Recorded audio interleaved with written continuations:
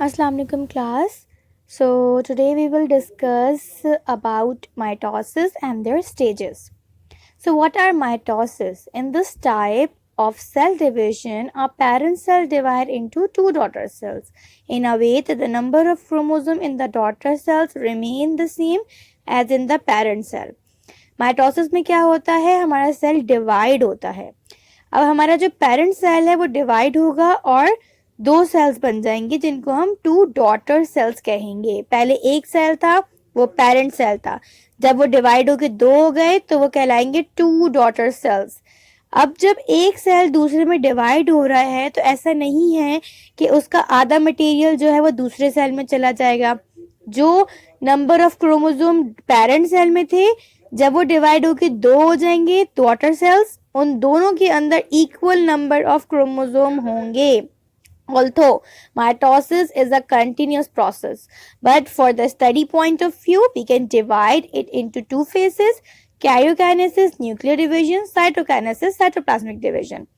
As I have already told you about karyo meanings in our class, कि Cairo जहां पे भी word use होगा उसका मतलब होता है न्यूक्लियस. ये कह रहे हैं माइटोसिस एक कंटिन्यूअस प्रोसेस है, पर जब हम उसको स्टडी पॉइंट ऑफ व्यू से पढ़ते हैं तो हम उसको दो फेजेस में डिवाइड करते हैं, एक कैरियोकाइनेसिस और दूसरा cytokinesis.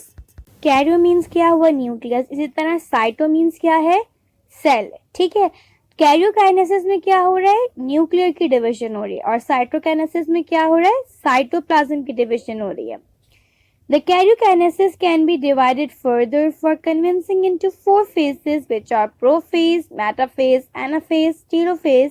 Let us study mitosis in animal cells. अब जो हमारी कैरियोकाइनेसिस है, जिससे हम कह रहे हैं कि न्यूक्लियस जो है वो डिवाइड हो रहा है. जाहिर है जब हमारा एक जो पेरेंट सेल है वो दो सेल में डिवाइड हो रहा है, दो डॉटर सेल में, और हम कह रहे हैं कि जब वो डिवाइड होगा तो दोनों सेल डॉटर सेल में जो हमारे क्रोमोसोम्स हैं वो सेम इन नंबर होंगे. तो उससे पहले जाहिर है कि पहले न्यूक्लियर की डिवीजन होनी होगी और उसके अंदर न्यूक्लियस के अंदर पहले जो हमारे क्रोमोसोम नंबर है उनकी कॉपी बनेगी.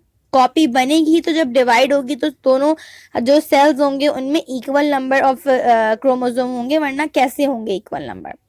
तो कैरियोकाइनेसिस में क्या होगा कि हमारे चार फेसेस मजीद हैं जिसमें हमारे जो न्यूक्लियस है उसकी डिवीजन हो रही है. सबसे पहले फेज कौन सा है, prophase. During early prophase, chromatin material condenses and become visible as thick coiled thread-like structure called chromosome. Each chromosome at this stage is already doubled, consists of two chromatids. The two chromatids are attached to each other at centromere. The nuclear membrane gradually disappears, and at the same time, centrosomes divided to form two centrioles. Each moves towards the opposite pole of the animal cell and from the spindle fiber. अब हमारे prophase में क्या हो रहा है, मैंने diagram आप लोगों को शो कर रही है. ये हमारा प्रोफेज है, इसमें ये स्पिंडल फाइबर आपको अलग अलग दिख रहे हैं जो अपोजिट साइड पे, ये अपोजिट साइड पे मूव होने लगते हैं, और हमारे इस वक्त chromosome already double in number हो चुके हैं. ठीक है. अब यहाँ क्या होता है, हमारी न्यूक्लियर मेम्ब्रेन ब्रेक होने लगती है, हमारे जो क्रोमोसोम है वो हमें क्लियरली विजिबल होने लगते हैं, और ये स्पिंडल फाइबर अपने अपोजिट साइड्स पे आने लगते हैं. जो हमारे क्रोमोसोम की जो वो डुप्लीकेशन है वो पहले ही माइटोसिस डिवीजन स्टार्ट होने से पहले जो हमने सेल साइकिल के फेजेस पढ़े हैं उसमें हो चुकी है. ठीक है. तो प्रोफेज में क्या हो रहा है, हमारे जो क्रोमोसोम है वो हमें कंडेंस अपीयर हो रहे हैं, विजिबल हो रहे हैं, स्पिंडल फाइबर अपने अपने साइड्स पे अपोजिट पॉल पे पहुंचेंगे, और न्यूक्लियर मेम्ब्रेन जो है उसकी रप्चर हो रही है. इसके बाद आप आ जाएं अपने मेटाफेज पे. During this phase, each chromosome arranges itself on the equator of the spindle. Each chromosome is attached to separate spindle fiber by its centromere.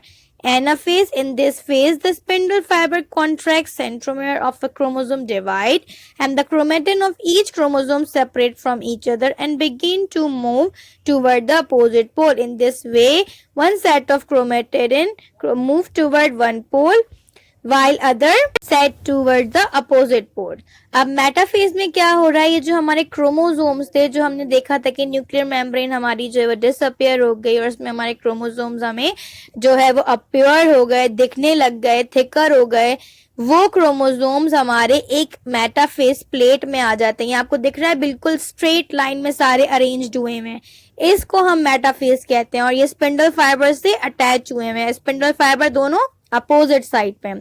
Anaphase में क्या होगा कि जो स्पिंडल फाइबर हैं ये अपने अपने रिस्पेक्टिव क्रोमोसोम को जो सिस्टर क्रोमेटिड है, दो है ना हमारे, जो है वो डुप्लीकेट हो गई थी, हमारा एक क्रोमोसोम ऑलरेडी डुप्लीकेट हो गया है, अब वो यहाँ मेटाफेज में अरेंज हुआ और अपने अपने स्पिंडल फाइबर ने उसको अपने अपने पोल की साइड पर खींचा, तो क्या हुआ कि वो सेपरेट हो गए। ठीक है, मेटाफेज के बाद मैंने आप लोगों को आपकी बुक की डायग्राम भी शो कर दिए ताकि आपको इसमें भी समझ आए कि क्या हो रहा है।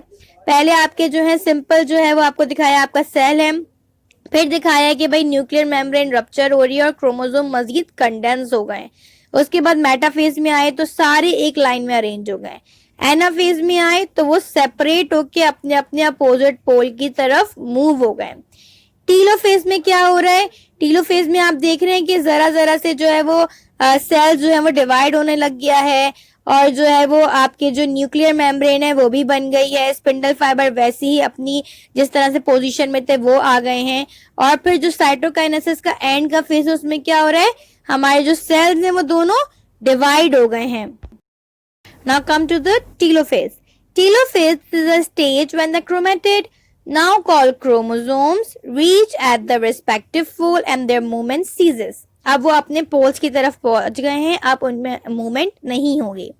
Each pole receive the same number of chromosome, दोनों पोल्स पे सेम नंबर ऑफ क्रोमोसोम्स होंगे as were present in the parent cell, जिस तरह से एक पेरेंट सेल में थे अब वो दोनों साइड पे जो है वो इक्वल नंबर ऑफ सेल्स जो है वो सेपरेट होके आ गए। The nuclear membrane is reformed, अब न्यूक्लियर मेम्ब्रेन दोबारा बढ़ना शुरू हो जाएगी around each set of chromosomes. अब अपने सेट ऑफ क्रोमोसोम्स के इर्द गिर्द न्यूक्लियर मेम्ब्रेन दोबारा बनना शुरू हो जाएगी। In this way the two daughter nuclear form in each cell, अब इस एक ही सेल के अंदर दो डॉटर न्यूक्लियाई बन चुके हैं। अब ये कैरियोकाइनेसिस का प्रोसेस पूरा हो गया है, अब होगा cytokinesis. Soon the cytoplasm of the cell also divide and two daughter cells are formed. In animal cells, cytokinesis take place by developing a constriction. This constriction become deep to divide cytoplasm in two equal halves and two daughter cells are formed. In plant cells, it occurs by developing the cell plate. In this way, the daughter cells become the exact copies of their parent cell. Animal cells में हमारे जो है वो जिस तरह से अभी मैंने दिखाया कि सेल डिवाइड हो रहा है वैसे होता है। प्लांट सेल में बकायदा उनकी पहले सेल प्लेट बनती है और फिर जो है वो सेल डिवाइड होता है। Now come to the significance of mitosis. Mitosis play an important role in the life of an organism. It is responsible for development and growth of organism by increasing exact copies of cell. With few exceptions, all kind of asexual reproduction and vegetative propagation take place by mitosis. The production of new somatic cells such as blood cells depend on mitosis. The healing of wounds, repair of wear and tear within organism is also depend upon the mitotic division. Mitosis हमारे लिए एक organism के लिए बहुत ही important role play कर रहा है क्योंकि यही responsible है हमारी development के लिए, हमारी growth के लिए। जितनी भी asexual reproduction है और vegetative propagation का जो process है जिसमें एक से दो चीजें हो रही हैं, ये सारी चीजें किसकी रिस्पॉन्स किसकी वजह से हो रही हैं, ये जो है वो माइटोसिस की वजह से हो रही हैं कि एक सेल जो है वो दो में डिवाइड हो रहा है। अब इन्होंने बकायदा आपको एग्जाम्पल भी दी है जिसमें सोमैटिक सेल्स और वुंड रिपेयरिंग वगैरह के बारे में ही बताया है, तो इन सब में अपना रोल प्ले करता है। मैंने यहाँ पर आप लोगों को दोबारा से एक जो है वो डायग्राम अलग से पिक्चर डाली है टीलोफेज की। ये देखो भाई, इसमें न्यूक्लियर मेम्ब्रेन जो है वो रिफॉर्म्ड हो रही है और सेल जो है वो डिवाइड होने के लिए जो है वो प्रिपेयर हो रहे हैं। इसके बाद मैंने एक और पिक्चर डाली है, उसमें मैंने आपको साइटोकाइनेसिस का दिखाया है कि भाई इसमें न्यूक्लियर मेम्ब्रेन फॉर्म्ड हो गई है और अब सेल कंप्लीटली डिवाइड होने के लिए रेडी हो गया है। इसमें लेबलिंग भी हुई हुई है कि भाई ये न्यूक्लियाई है, ये क्रोमोसोम्स हैं, और जो दो सेल्स अब आ गए हैं ये डॉटर सेल हैं। पहले जब एक सेल था तो वो पेरेंट सेल था, और जब वो डिवाइड हो जाएंगे तो वो किस में आ जाएंगे, वो दो डॉटर सेल में आ जाएंगे। ठीक है, थैंक यू स्टूडेंट्स।